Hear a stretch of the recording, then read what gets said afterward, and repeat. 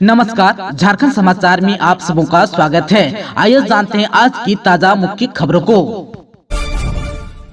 बिहार की राजनीतिक पर जेएमएम बोला, नीतीश केवल कुर्सी के इसलिए नहीं बनाए गए संयोजक। ईडी के 10वें समन पर सुप्रियो भट्टाचार्य ने कहा जवाब देंगे। बिहार में सियासी घमासान मचा हुआ है। एक बार फिर से नीतीश के एनडीए में शामिल होने की चर्चा तेज है। नीतीश कुमार के बीजेपी के साथ जाने के कयास पर जेएमएम के केंद्रीय महासचिव सुप्रियो भट्टाचार्य ने कहा कि वो किसी के नहीं है, वो केवल कुर्सी के हैं। झारखंड में उनकी उपस्थिति है का नंबर 1।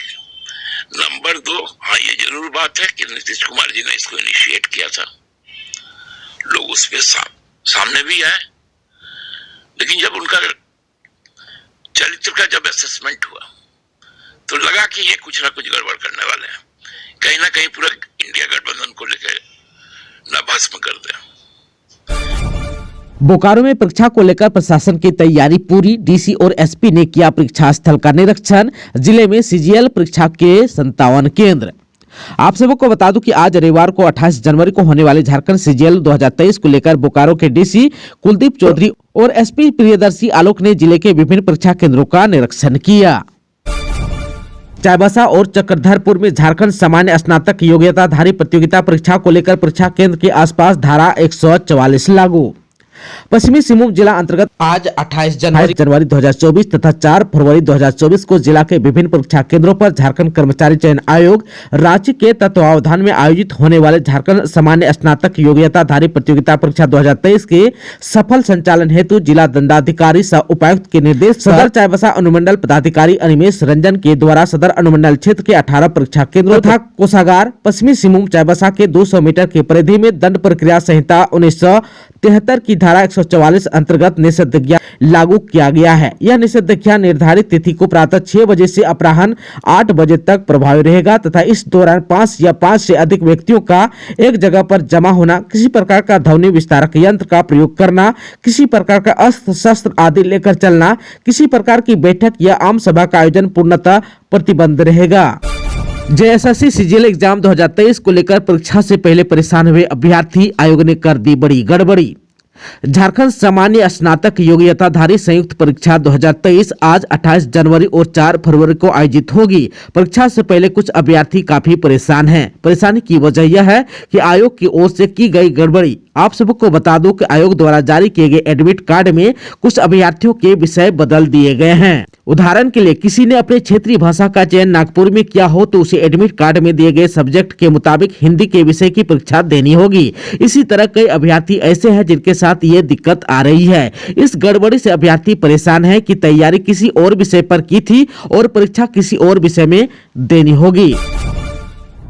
गिरिडीह में झामुमो ने मोदी सरकार और भाजपा के खिलाफ निकाला मशाल जुलूस। भाजपा और मोदी सरकार पर ईडी और सीबीआई का गलत इस्तेमाल कर हेमंत सरकार के खिलाफ साजिश करने का आरोप लगाकर गिरिडीह के झामुमो ने शहर में मशाल जुलूस निकाला। शनिवार की देर शाम झामुमो के मशाल जुलूस का नेतृत्व अध्यक्ष संजय सिंह कर रहे थे, जबकि मशाल जुलूस में सदर विधायक सुदिव्य कुमार सोनू, अजित कुमार पप्पू, प्रमिला मेहरा, दिलीप रजक, कोलेश्वर सोरेन, अभय सिंह, रॉकी सिंह, राकेश रंजन, अजय कांत झा, सैयद अख्तर, शोभा यादव, गौरव कुमार, मोहम्मद तोरिक और गीता हजरा, बबलू यादव, दीपक पांडे, योगेंद्र सिंह, आनंद मिश्रा और विवेक सिन्हा, सुमन सिन्हा समेत काफी संख्या में झामुमो कार्यकर्ता शामिल हुए थे। मोदी सरकार के खिलाफ विरोध प्रदर्शन। आप सबों को बता दूं कि झामुमो कार्यकर्ताओं ने निकाला मशाल जुलूस, मोदी सरकार के खिलाफ में नारेबाजी। पश्चिमी सिंहभूम में ईडी, भाजपा और केंद्र सरकार के विरोध में शनिवार को झामुमो कार्यकर्ताओं ने चाईबासा में मशाल जुलूस निकालकर विरोध प्रदर्शन किया। बिहार में सियासी उथल पुथल, दिल्ली पहुंचे सीएम हेमंत सोरेन। झारखंड में हो सकता है बड़ा खेल, इंडिया गठबंधन के भविष्य पर कांग्रेस से चर्चा। बिहार में जारी सियासी उथल पुथल का असर अब झारखंड की राजनीति पर भी पड़ सकता है। राजभवन में बीटिंग रिट्रीट समारोह में शामिल होने के बाद मुख्यमंत्री हेमंत सोरेन शनिवार देर शाम दिल्ली पहुंच गए हैं। हेमंत सोरेन दिल्ली किससे मिलने गए हैं, इसकी जानकारी अभी तक नहीं मिल पाई है। नशा मुक्त भारत अभियान के तहत निकाली साइकिल रैली, रांची डीसी ने दिखाई हरी झंडी। राज्य के डीसी राहुल कुमार सिन्हा ने जिला समाहरणालय परिसर से नशा मुक्त भारत अभियान के तहत साइकिल रैली को रवाना किया। यह रैली जिला समाज कल्याण विभाग द्वारा आयोजित की गई है, जिसमें नशा मुक्त भारत अभियान चलाया जा रहा है। बोकारो में दुष्कर्म में दोषी जवान और उसके भाई को 20-20 साल सश्रम कारावास। बोकारो में अपर सत्र न्यायाधीश चतुर्थ योगेश कुमासी की अदालत ने शनिवार को दुष्कर्म में दोषी आर्मी जवान रवि गगराई और उसके चालक भाई सूरज गगराई को 20-20 साल सश्रम कारावास की सजा सुनाई। दोनों पर 20-20 हजार रुपए का जुर्माना भी लगाया गया। रांची दुमका एक्सप्रेस 28 जनवरी को यानी कि आज रांची से 90 मिनट देर से खुलेगी। आप सबको बता दूं कि आसनसोल रेल मंडल में विकास कार्य हेतु ट्रैफिक तथा पावर ब्लॉक लिया जाएगा। ट्रेन संख्या 13320 रांची दुमका एक्सप्रेस ट्रेन आज 28 जनवरी को अपने निर्धारित प्रस्थान समय से 90 मिनट विलंब से रांची से प्रस्थान करेगी। झारखंड सिविल सेवा के 342 पदों पर निकली वैकेंसी, इस दिन से कर सकते हैं आप भी अप्लाई। झारखंड लोक सेवा आयोग यानी कि जेपीएससी ने सिविल सर्विस परीक्षा 2023 का नोटिफिकेशन जारी कर दिया है। आयोग कुल 342 पदों पर वैकेंसी निकाली है। अगर आप भी इस पद के लिए आवेदन करना चाहते हैं तो इसके लिए 1 फरवरी से आधिकारिक वेबसाइट jpsc.gov.in पर जाकर ऑनलाइन आवेदन कर सकते हैं। अप्लाई के लिए लास्ट डेट है 29 फरवरी। परीक्षा शुल्क का भुगतान जो है 1 मार्च तक किया जाएगा। झारखंड सिविल सेवा प्रारंभिक परीक्षा 17 मार्च को होगी।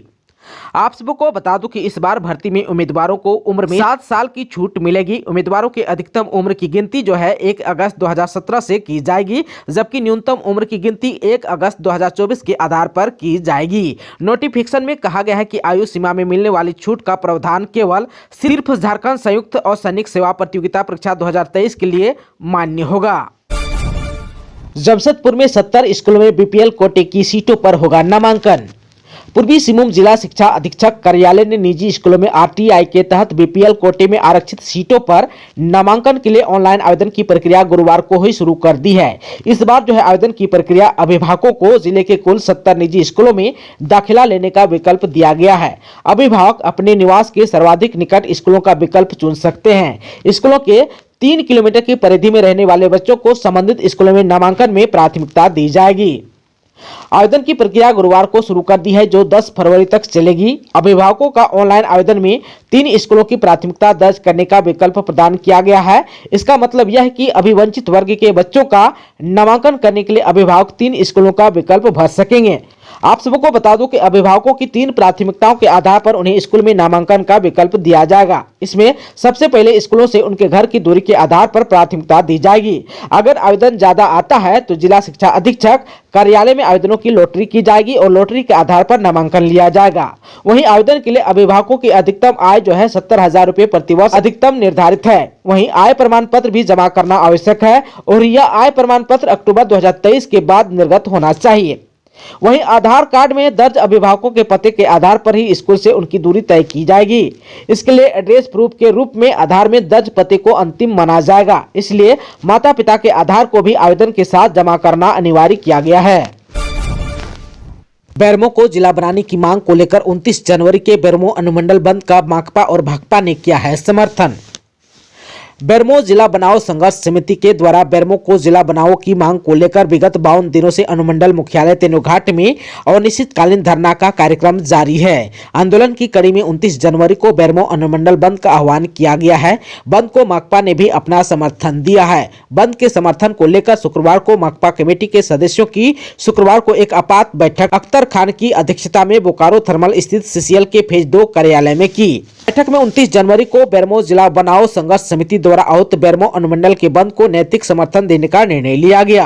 बैठक में माकपा नेताओं ने कहा कि बंद को प्रायः सभी राजनीतिक दल समर्थन कर रहे हैं और आम जनों में यह समझ बन चुकी है कि बेरमो को जिला बनाए जाने से इस इलाके की समस्याओं का समाधान होगा। उग्रवाद प्रभावित होने के कारण प्रशासन को भी विकास का काम करने में सहूलियत होगी। वहीं आम जनों के लिए भी जिला मुख्यालय नजदीक हो जाने से सहूलियत होगी। झारखंड के सीएम हेमंत सोरेन को ईडी का 10वां समन, फिर कहा आप नहीं आएंगे तो हम आएंगे। जमीन घोटाला मामले में झारखंड के सीएम हेमंत सोरेन को ईडी यानी कि प्रवर्तन निदेशालय ने 10वां समन भेजा है। ईडी ने मुख्यमंत्री को पत्र भेजकर यह तय करने को कहा है कि 29 से 31 जनवरी के बीच कब पूछताछ की जाए।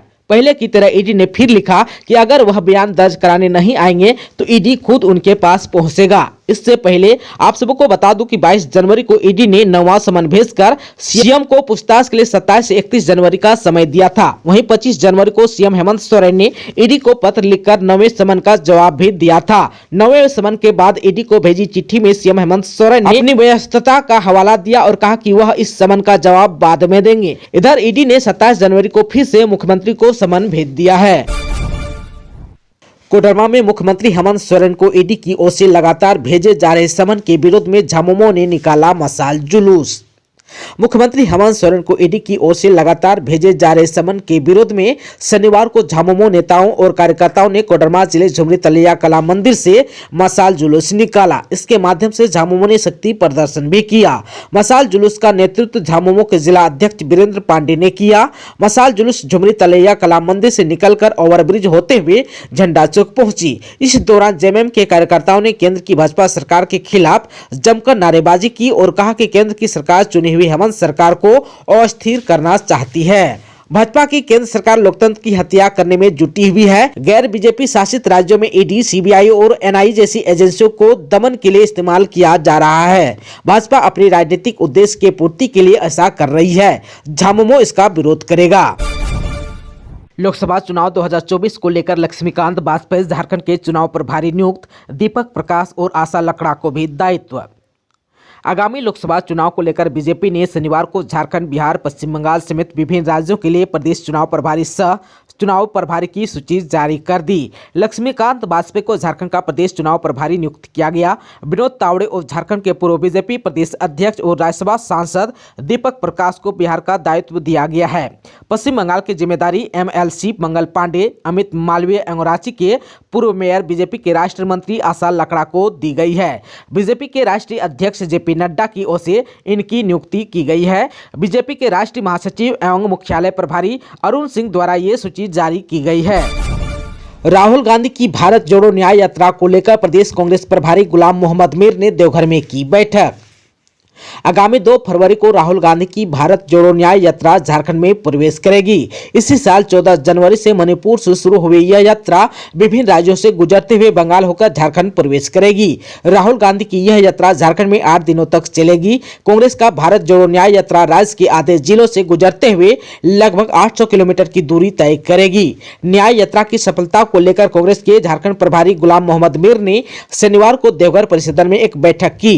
बैठक में पार्टी के प्रदेश अध्यक्ष राजेश ठाकुर सहित झारखंड सरकार में कांग्रेस कोटे के मंत्री आलमगीर आलम, मंत्री बादल पत्रलेख, विधायक प्रदीप यादव, अंबा प्रसाद समेत कई वरिष्ठ नेता, विधायक, सभी प्रकोष्ठ के अध्यक्ष भी मौजूद रहे।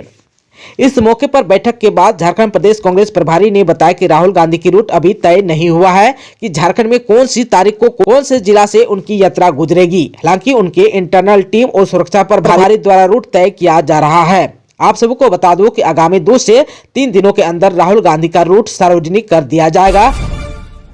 15 फरवरी को रांची आएंगे कांग्रेस अध्यक्ष मल्लिकार्जुन खड़गे। 15 फरवरी को कांग्रेस पार्टी के राष्ट्रीय अध्यक्ष मल्लिकार्जुन खड़गे झारखंड की राजधानी रांची आएंगे। वे पार्टी पदाधिकारियों और कार्यकर्ताओं के साथ मैराथन बैठक करेंगे। प्रदेश कांग्रेस के मीडिया प्रभारी राकेश सिन्हा ने बताया कि राष्ट्रीय अध्यक्ष पूरे देश का दौरा करेंगे। आप सबको बता दूं कि 25 जनवरी को उन्होंने पहली बैठक हैदराबाद में की, 28 जनवरी को देहरादून, 29 जनवरी को भुवनेश्वर, 30 को बिहार, 3 फरवरी को दिल्ली, 4 को केरल, 10 को हिमाचल प्रदेश, 11 को पंजाब, 13 को तमिलनाडु और 15 फरवरी को झारखंड के दौरे पर आएंगे। राष्ट्रीय अध्यक्ष के दौरे को लेकर हर स्तर पर तैयारी की जा रही है। झारखंड के इन स्कूलों में शुरू होगी एआई की पढ़ाई। Jharkhand counselling for the Indian school certificate examination यानी कि CISCE के तहत संचालित स्कूलों में अब 9वीं क्लास से ही बच्चों को artificial intelligence, machine learning, data science और रोबोटिक्स की पढ़ाई करवाई जाएगी। इसी सत्र से इसकी शुरुआत हो रही है। हैदराबाद में हुए नेशनल प्रिंसिपल कॉन्फ्रेंस में यह निर्णय लिया गया। साथ ही यह भी तय किया गया कि अगर कोई स्टूडेंट कंप्यूटर के क्षेत्र में उम्दा प्रदर्शन करना चाहता है तो वह अपनी इच्छा के अनुसार कंप्यूटर साइंस के साथ ही रोबोटिक्स और आर्टिफिशियल इंटेलिजेंस के विषय को भी जोड़कर आगे की पढ़ाई कर सकता है। साथ ही वोकेशनल कोर्स में 10 बैकलेस डे होगा। नेशनल कॉन्फ्रेंस में लिए गए निर्णय के साथ ही लोयला स्कूल बिष्टुपुर और गुलमोहर हाई स्कूल प्रबंधन ने इसी सत्र से स्कूल में रोबोटिक्स और आर्टिफिशियल इंटेलिजेंस की पढ़ाई शुरू करने की घोषणा की है। अगले सत्र से KSMS और JH तारापुर स्कूल में फिजिकल एजुकेशन की शुरुआत होगी। गुलमहर हक की प्रिंसिपल प्रीति सिन्हा ने बताया कि हैदराबाद में हुए बोर्ड की बैठक में AI और रोबोटिक्स जैसे विषयों पर खास तौर पर तवज्जो दी गई। रांची में दुष्कर्म के आरोपी की पिटाई, शरीर पर मिला जहरीला तेल, मौत के बाद 17 हुआ गिरफ्तार। रांची के अनगढ़ा थाना क्षेत्र के मेड़ा गांव में एक दुष्कर्म के आरोपी की ग्रामीणों ने पिटाई कर दी, जिसके एक सप्ताह बाद उसकी मौत हो गई। बताया गया कि एक सप्ताह पहले पंचायत लगाकर आरोपी की पिटाई की गई थी। पिटाई के बाद उसके पूरे शरीर पर जहरीला भेलवा तेल मल दिया गया। युवक की मौत के बाद पुलिस ने 17 लोगों को गिरफ्तार कर लिया है। पुलिस के अनुसार सभी आरोपियों ने अपना अपराध भी स्वीकार कर लिया है। उन्होंने कहा कि दुष्कर्म के आरोपी को सबक सिखाने के लिए ऐसा काम किया गया था। आप सबको बता दूं कि 15 जनवरी 2024 को जोनाहा फॉल में टिश्यू मेला लगता था। मेरा गांव की एक युवती अपनी सहेलियों के साथ मेला देखने गई थी। मेला देखकर लौटने के दौरान एक गांव के धनीराम मुंडा ने युवती को पकड़ लिया और उसे जंगल की ओर ले गया। उसके बाद धनीराम ने दुष्कर्म की घटना को अंजाम दिया। युवती ने जंगल से फोन पर अपने चचेरे भाई को घटना की जानकारी दी, जिसके बाद उसका भाई गाँव के आधा दर्जन लोगों के साथ रात में जंगल पहुंचा और लड़की और दुष्कर्म के आरोपी दोनों को गाँव ले आया। इस दौरान ग्रामीणों ने धनीराम मुंडा के साथ मारपीट की, फिर उसे एक घर में कैद कर दिया। 16 जनवरी को ग्राम प्रधान सत्यनारायण मुंडा की अध्यक्षता में ग्रामीणों की बैठक हुई। बैठक में घटना से आक्रोशित ग्रामीणों ने आरोपी की पिटाई की। इसके बाद उसके पूरे शरीर पर भेलवा का जहरीला तेल मल दिया। इसके कारण धनीराम गंभीर रूप से घायल हो गया। 24 जनवरी को धनीराम के घर वालों ने उसे इलाज के लिए जोनाहा के एक निजी क्लिनिक में भर्ती किया। इलाज के दौरान 25 जनवरी को उसकी मौत हो गई। इसके बाद मृतक के भाई बलराम मुंडा ने घटना की सूचना रांची के अनगढ़ा पुलिस को दी। सूचना मिलते ही मामले में कार्रवाई करते हुए अनगढ़ा पुलिस ने ग्राम प्रधान सत्यनारायण मुंडा, युवती के पिता और चचेरे भाई समेत गांव के अनिल मुंडा, सुरेंद्र मुंडा, शिवनाथ मुंडा, दिगंबर सिंह मुंडा, चरवाह मुंडा, मणिनाथ सिंह मुंडा, कलिंदर मुंडा, जलेश्वर मुंडा, नरेश्वर मुंडा, प्रदीप मुंडा, पीताम्बर मुंडा, कलेश्वर बेदिया, मोहर सिंह मुंडा और रंगलाल सिंह मुंडा कुल 17 लोगों को गिरफ्तार कर लिया। अनगढ़ा थाना प्रभारी दिलेश्वर कुमार ने बताया कि मामले की जांच की जा रही है। मृतक के शव को पोस्टमार्टम कर परिजनों को भी सौंप दिया गया है। पुलिस ने बताया कि गिरफ्तार ग्रामीणों ने अपना जुर्म भी कबूल कर लिया है। गिरिडीह में 7 साइबर अपराधी हुआ गिरफ्तार, क्रेडिट कार्ड धारकों से करते थे ठगी। गिरिडीह में साइबर अपराध के मामले बढ़ते जा रहे हैं। हालांकि पुलिस भी लगातार इस पर लगाम लगाने की कोशिश में जुटी हुई है। गिरिडीह पुलिस ने साइबर अपराधियों के खिलाफ एक बार फिर से बड़ी कार्रवाई की है। गुप्त सूचना के आधार पर गिरिडीह पुलिस ने अहिल्यापुर थाना क्षेत्र के सिंहपुर गांव में छापामारी कर 7 साइबर अपराधियों को गिरफ्तार किया है। गिरफ्तार साइबर अपराधियों के पास से पुलिस ने 9 mobile phone, 12 SIM card, 2 ATM card, 1 passbook, 2 आधार कार्ड और 2 मोटरसाइकिल भी बरामद किया है। पूरे मामले की जानकारी गिरिडीह SP दीपक कुमार शर्मा ने दी। ये साइबर अपराधी टाटा कॉर्पोरेट क्रेडिट कार्ड के धारकों से ऑनलाइन ठगी कर रहे थे। साइबर अपराधी पहले तो टाटा कॉर्पोरेट क्रेडिट कार्ड के धारकों की ऑनलाइन डिटेल निकालते थे, फिर उन्हें कॉल कर झांसे में लेते हुए और उनसे ठगी कर लेते थे। मामले की जानकारी देते हुए गिरिडीह के SP दीपक कुमार शर्मा ने बताया कि प्रतिबिंब पोर्टल के माध्यम से यह सूचना प्राप्त हुई थी कि अहिल्यापुर थाना क्षेत्र के सिंहपुर गांव में कुछ साइबर अपराधी सक्रिय हैं जो कि लोगों से ठगी कर रहे हैं। सूचना मिलने के बाद से गिरिडीह साइबर DSP संदीप सुमन समदर्शी के नेतृत्व में टीम का गठन किया गया, जिसमें साइबर थाना प्रभारी अजय कुमार, पवनी श्याम बाबू राठौर, रोशन कुमार, सावन कुमार साहू, संजय मुखियार, गजेंद्र कुमार, साकेत वर्मा, सौरभ सुमन और आशुतोष रंजन को शामिल किया गया। टीम ने अहिल्यापुर के सिंहपुर गांव में छापामारी कर सभी 7 साइबर अपराधियों को गिरफ्तार कर लिया। झारखंड के चाईबासा में जमीन अधिग्रहण के खिलाफ होगा चरणबद्ध आंदोलन। झारखंड पुनरुत्थान अभियान ने NH 75 के चौड़ीकरण बाईपास निर्माण के कार्य में रहती कृषि भूमि के अधिग्रहण के खिलाफ आंदोलन चलाने की घोषणा की है। अभियान के केंद्रीय संयोजक सन्नी सिंकू ने कहा कि अभी प्रभावित क्षेत्र में पदयात्रा कर लोगों को जागरूक किया जा रहा है। ग्रामीणों के विरोध से सरकार और प्रशासन को अवगत कराया जा रहा है। अगर इसके बावजूद सरकार और प्रशासन ने ध्यान नहीं दिया तो आर्थिक नाकेबंदी तक की जाएगी। उन्होंने कहा कि बिना ग्राम सभा और रैयतों की सहमति के बिना जमीन अधिग्रहण की कार्रवाई करना गलत है। चाईबासा में ठंड से राहत दिलाने के लिए बुजुर्गों के बीच विधायक ने बांटे कंबल। चाईबासा के विधायक दीपक बिरुआ ने इन दिनों बढ़ती ठंड को देखते हुए अपने क्षेत्र के विभिन्न गांवों में जरूरतमंदों के बीच लगातार कंबल का वितरण कर रहा है। विधायक की सोच है कि अत्यधिक ठंड और शीतलहर से उत्पन्न होने वाली समस्याओं को देखते हुए असुरक्षित व्यक्तियों को ठंड से राहत पहुंचाना है। विधायक ने शनिवार को झिकपानी प्रखंड अंतर्गत चौया पंचायत के बेटिया गाँव पहुंचकर जरूरतमंदों के बीच कंबल का वितरण किया। कड़ाके की ठंड में कंबल लेने के लिए कई गाँव के काफी संख्या में बुजुर्ग पहुंचे थे। लोहरदगा में रोपवे बना परेशानी का सबब, लगातार फंस रहे हैं बड़े वाहन। लोहरदगा शहर के बीच में स्थित हिंडाल्को कंपनी के रोपवे से बड़े वाहन चालक परेशान हैं। यहां से बड़े वाहनों का गुजरना मुश्किल हो गया है। अक्सर बड़े वाहन यहां फंस जा रहे हैं, उन्हें निकालने में मशक्कत करनी पड़ती है, जिसके कारण बराबर सड़क जाम हो जा रही है। चूंकि रोपवे की ऊंचाई जो है कम है और बड़े वाहन अक्सर यहां फंस जा रहे हैं। कई बार तो बड़ी दुर्घटना होते होते बची है। रात में हमेशा खतरा बना रहता है, लेकिन कंपनी ने इसकी कोई व्यवस्था अभी तक नहीं की है। यह मार्ग रांची मुंबई मार्ग है और इस मार्ग से बड़े पैमाने पर वाहनों का परिचालन होता है। बड़े वाहन चालकों को काफी परेशानी भी होती है। कभी हवा निकालकर तो कभी कोई जुगाड़ लगाकर वाहन चालक अपनी गाड़ियों को निकालते हैं। इस मुद्दे को लेकर शासन और प्रशासन सभी मौन है। इसका समाधान नहीं निकाला जा रहा है। हिंडाल्को कंपनी ने कहा था कि लोहरदगा शहर के बीच से बॉक्साइट डंपिंग यार्ड को हटाया जाएगा, लेकिन ऐसा अब तक नहीं किया गया है। झारखंड के दुमका में संत मत सत्संग का वार्षिक अधिवेशन शुरू। दुमका जिला संत मत सत्संग का 2 दिवसीय 32वां वार्षिक अधिवेशन का आयोजन महर्षि में आश्रम सारो हथिया पाथर में आरंभ किया गया। यह 2 दिवसीय वार्षिक अधिवेशन का समापन 28 जनवरी यानी कि आज हो जाएगा। दोस्तों, अभी तक आपने चैनल को सब्सक्राइब नहीं किया है तो प्लीज चैनल को सब्सक्राइब कर बेल आइकन को प्रेस कर दीजिएगा, ताकि खबरों का अपडेट आपको मिलता रहेगा। इसके साथ ही आज के खबरों में बस इतना ही। हमें दीजिए इजाजत। नमस्कार।